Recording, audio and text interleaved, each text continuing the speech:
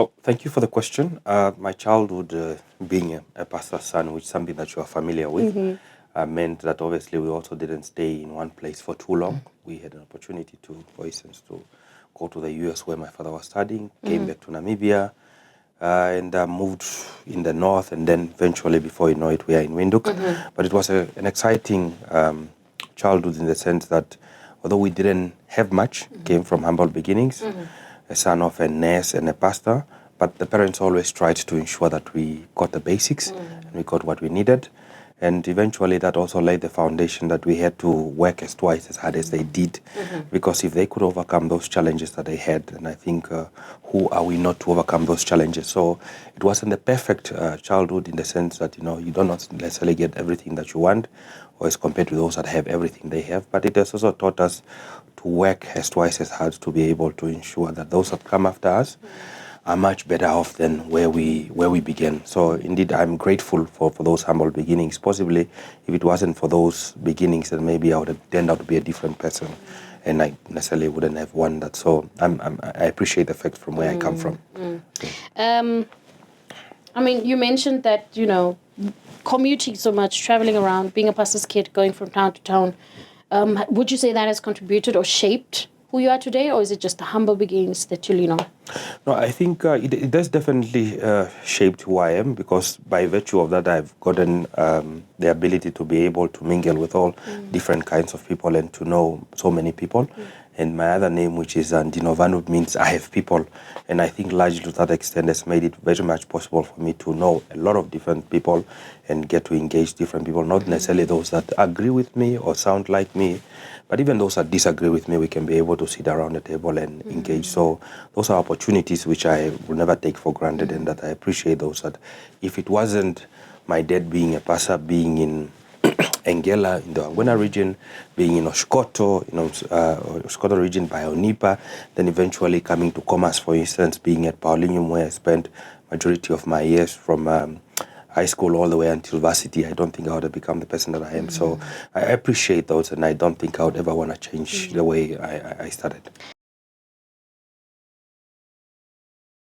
Well, my biggest dream, obviously, one day was to become president of the Republic of Namibia. Is that dream still valid? I don't know what the future holds for me, but for the time being, I'm happy that I can get to contribute in the little way that I can into the development of Namibia. I'm in the space of journalism and communication, and in most cases, I always tell that, it's always easier to point at the wrongs that everybody is doing, because I'm the one for instance, I didn't always get it right, and I struggled, and I still struggle up to this day.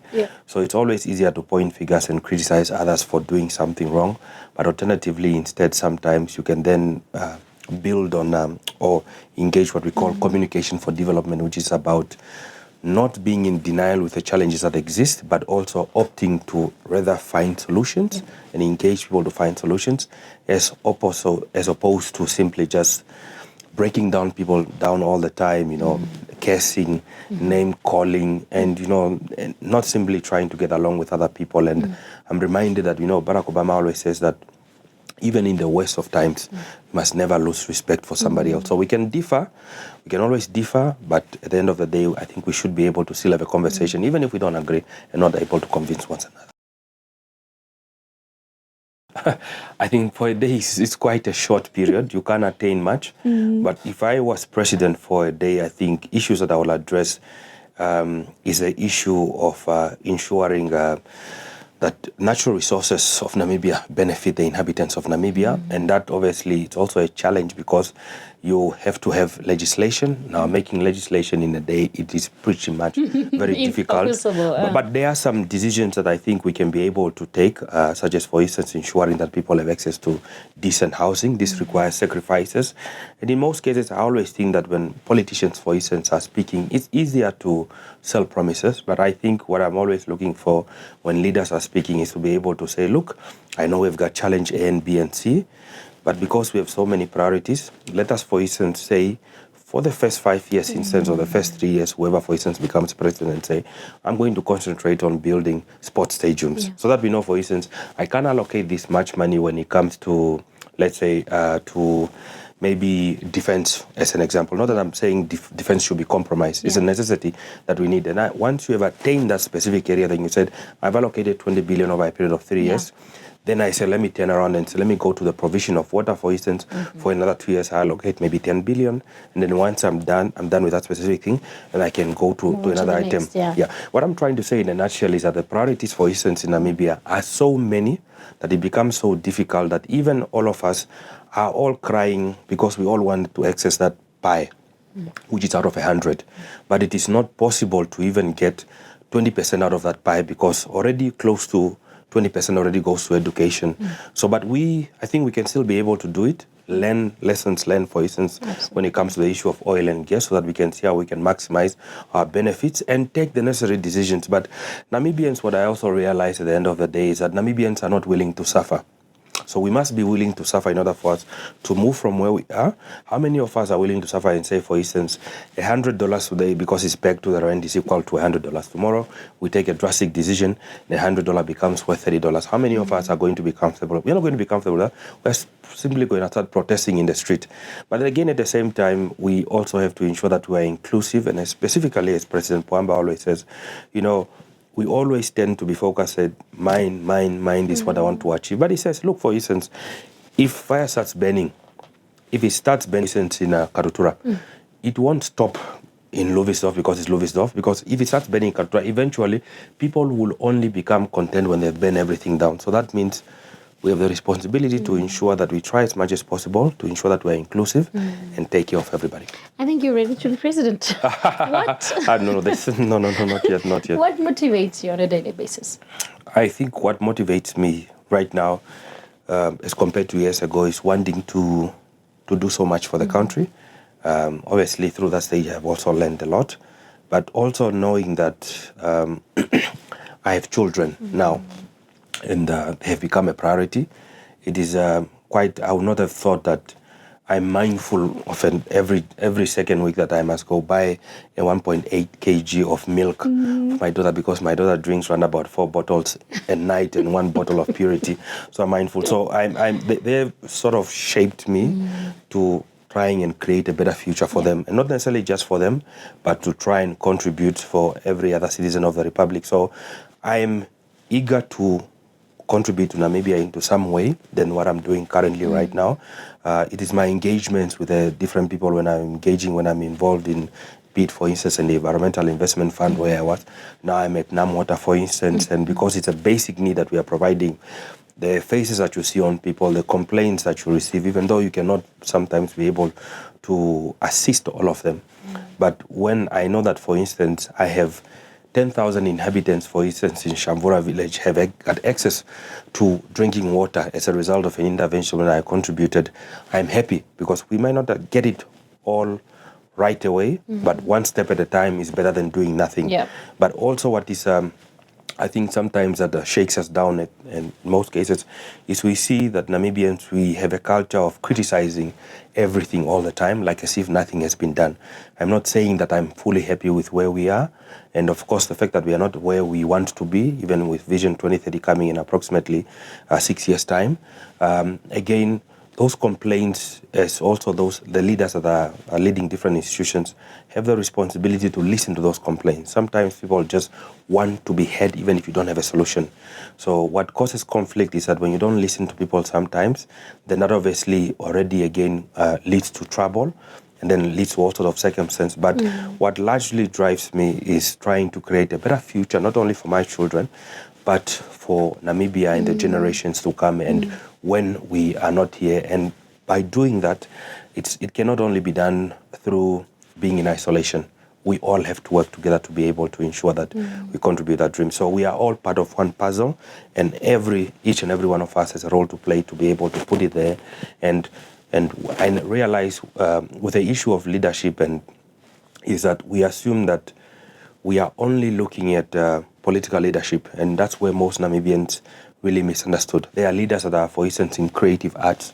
I have a pleasure of serving on the National Arts Council of Namibia, and I'm also honored in the sense that for the very first time after independence, we are putting creative arts in the National Development Plan.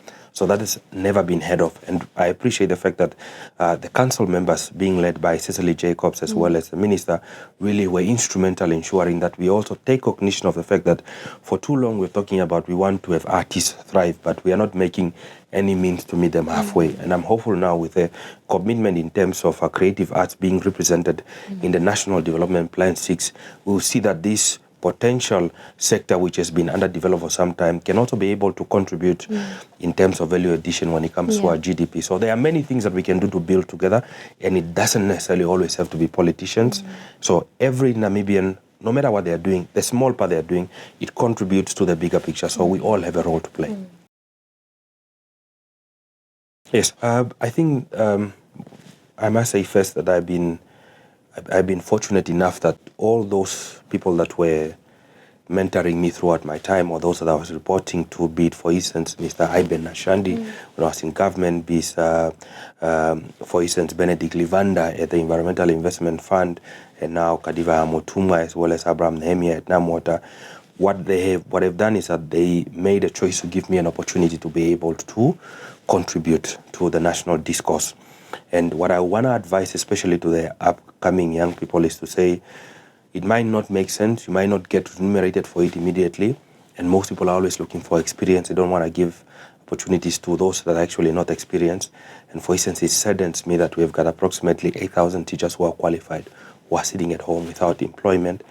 But try and get the necessary experience, try and get the necessary skills. But also at the same time, I think it goes to the corporations to say, when people are coming to volunteer, even if it means that you are not remunerating, there are those circumstances whereby young people whose parents may be much better off, and they'll say, no, it's fine. What we want him to get is simply just get experience. You don't need to pay. I'll take care of his transport. I'll give him fuel. I'll give him food, whatever it is. But I really applaud the current strategy that is being developed, the National Youth Training Initiative, also being led by MTC right now, to ensure that many young people get exposure. And I think by learning, that is the only way. So we must ensure that we create opportunities for everybody to be able to contribute, because you don't simply wake up today and say you've got 10 years of experience. It doesn't work that way. And even if you say, I want to be in the same position that you find yourself, Lilani, that you are in today, I mean, you didn't start yesterday. You started some way back. You started singing, and then you said, okay, let me try radio. And then, you were not so sure until you get a hang of it. Before you know it, you probably reach 10 years. And before you know it, we'll see you be in a corporate space. But it's because there is a build-up of activities. So I think those that have helped us to get where we are also have the responsibility, and especially those that were assisted by other people, who have the responsibility to ensure that we get other people the same opportunity for them to be able to climb the ladder. One of the initiatives that I do, and I took it upon myself, and I'm not saying this because to maybe perhaps show off or anything of that kind, is that for over close to 3 years now, I have this initiative where I share vacancies throughout, and I think up to date we have shared more than 5,000 vacancies. It excites me when you hear someone say, I've gotten a job because of the advert that you shared. And then you also help them write CVs, for instance. You also help them write application letter. When they tell you that they've got an opportunity, they've been recruited, and they always say, is there anything I can do to maybe repay you? I always say, no, you know what? The same courtesy I've extended to you, try and extend it to somebody else, because I was also given an opportunity by somebody else when I didn't even have the experience. So I'm grateful for those that have given me the opportunity, and I ask those that have been helped, like I've been helped, to extend the same courtesy to other people, to be able to ensure that they get opportunity to be able to lead. And what I've realized is that even if when you are leading, it doesn't mean that you need to lead all the time. There's this phrase that says, those that cannot be led can lead. Because first, before you lead, you must be led by somebody else. You must learn from somebody else. And again, what is important is the issue of mentorship. I had an opportunity to benefit from some people, and I think each and every one of us can be able to benefit. No matter how good you think you are at something, there is always somebody that is likely to be better than you. So I think that is where I'll stop. Thank you, Lot. Thank you, ma'am.